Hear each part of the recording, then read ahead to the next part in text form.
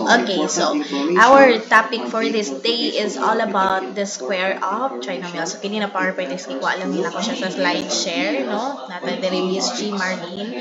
So, again, it's all about square of trinomial. So, when we talk about square of trinomial, pasabot that our exponent here is a raised to 2 since we are talking about square. And we have trinomial, which means that we have three terms. We are dealing with three terms, which has an exponent of 2. So, nata diri formula that we will be using to solve square of trinomial. So, we use the formula of natay f squared plus m squared plus l squared plus 2fm plus 2fl plus 2ml. So, when we solve again square of trinomial, we will be using this formula. So, kung may tag f, pasabot, that is the square of the first term. Kung may tag f, that is the square of the first term. Kung may tag m, raised to 2, pasabot, the square of middle term. The square of middle term. Kung may tag l, that means that the square of the last term. Kanang last na to ato is square.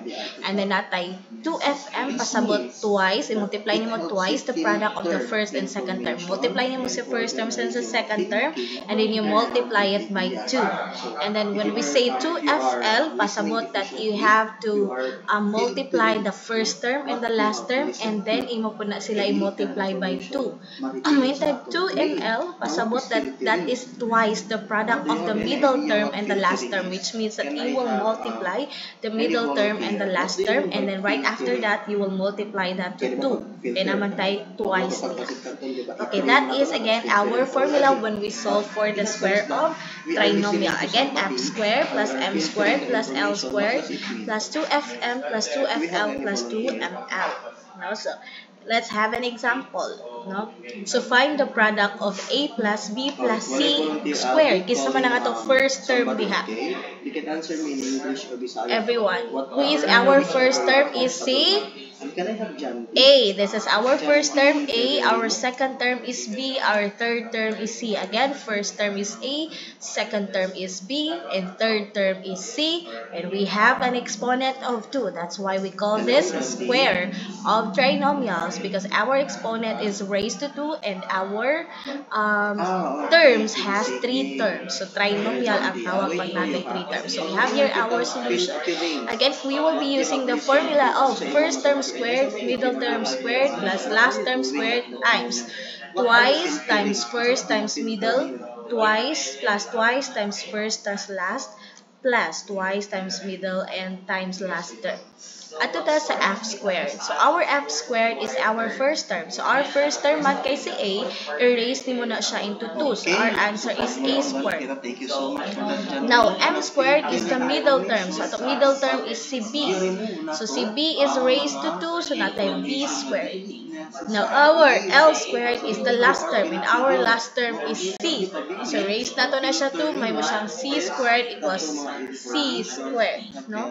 After that, kay natay 2fm. So, 2 times our first term is A times our second term is B. So, that is just equal to 2 times AB. Or 2AB. Now, 2FL is 2 times our first term is A times our last term is C. So, we have 2AC. And then next is 2ml. So, natay 2 times our middle term is B and our last term is C. That's why we get the answer of 2 times B times 2BC. So, ato siya i-add first, nata diri A squared plus B squared plus C squared plus 2AB plus 2AC and 2BC. And this is now our answer. Sabtan ra? Uy, nasabtan ra ba? Okay, let's have example number 2. So, you have to find the product of x plus y minus 3 squared. So, natay tulo ka term. Our first term is x, second term is y, and third term is 3. This is our first term. This is our middle term. Ato butaman. This is our first term. This is our middle term. And this is our last term. And it's raised to 2. Again, we use the formula f squared plus m squared plus l squared plus 2fm plus 2fl plus 2ml. Just memorize the formula para ma-answer nato ang ato product sa kini. So our first term is x. So natay x squared, the answer is x squared. Our middle term is y, so our answer is y squared. Our last term is negative 3. Do not forget the sign. The sign, no? So, natay negative 3 raised to 2, that is 9. Kay negative 3 times negative 3, the answer is equal to 9. 2fm. So, 2 times our first term is x, our middle term is y, so we get the answer 2xy. Now, 2fl, 2 times our first term is x, our last term is negative 3, so natay negative 3 times 2, that's negative 6x. 2ml is equal to 2 times our middle term is y, our last term is negative 3, so natay 2 times negative 3, that's negative 6y. So again, ato siya i-plus star, si f squared mag-una, mo ng x squared plus y squared plus 9 plus 2xy minus 6x minus 6y. So our final answer is this, x squared plus 2xy plus y squared minus 6x minus 6y plus 9. Iwahin nato ning mga constant. Pag mga number ganing na siya, wayay mga variable ang tawag sa iya kay constant. Okay, last example. Ano pa day? Example number 3. Okay, find the product of x minus 2y minus 1 squared. So our first term is this one, cx. Our second middle term is negative 2y. And our last term is negative 1. So we have here our solution using the formula. This one, again, we will be using this formula in finding for the square of trinomial. So our first term, f squared. So our first term is x raised to 2. The answer is x squared. Now our middle term is negative 2y. So raised to 2 kay negative 2 times negative 2, that's positive 4. And y times y, that's y squared. So we have an answer of 4y squared. Now our last term is negative 1 raised to 2. That becomes 1. Okay, negative 1 times negative 1 is equal to 1. Now 2fm is equal to 2 times our first term is x, our middle term is negative 2y. So we have negative 2 times 2, that's negative 4, and then we have x and y. So our answer is negative 4xy. Now we have 2fl, so we have 2, butang nato, and then our first term is x. Our last term is negative 1. So if i-multiply nato 2 times negative 1, that becomes negative 2x. And the last is we have 2ml. Again, natay 2 diri. Our middle term is negative 2y and our last term is negative 1. So if ato siya multiply 2 times negative 2, that becomes negative 4.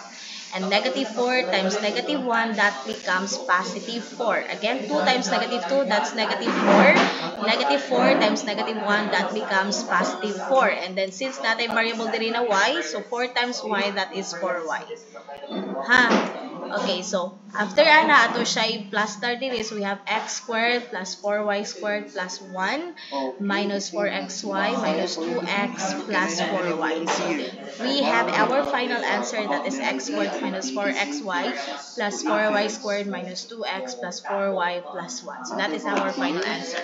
Okay, for the last example, before kamo na sad ang mag-solve. After ani kamo ang mag-solve, mag-send ko sa GC ng i-resolve. So natay solve 2a minus b plus b squared to the power of 2. So again, we have tulo ka terms na that is being raised to an exponent na 2. So our first term kay kining si 2a, our middle term is si negative b, our last term is si b squared.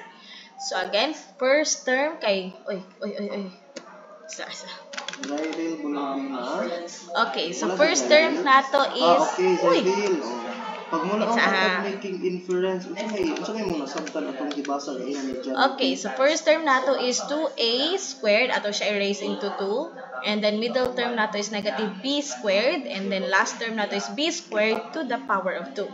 Okay, namatay b squared diri ato last term, so napamantay to the power of 2, so natay b squared to the power of 2.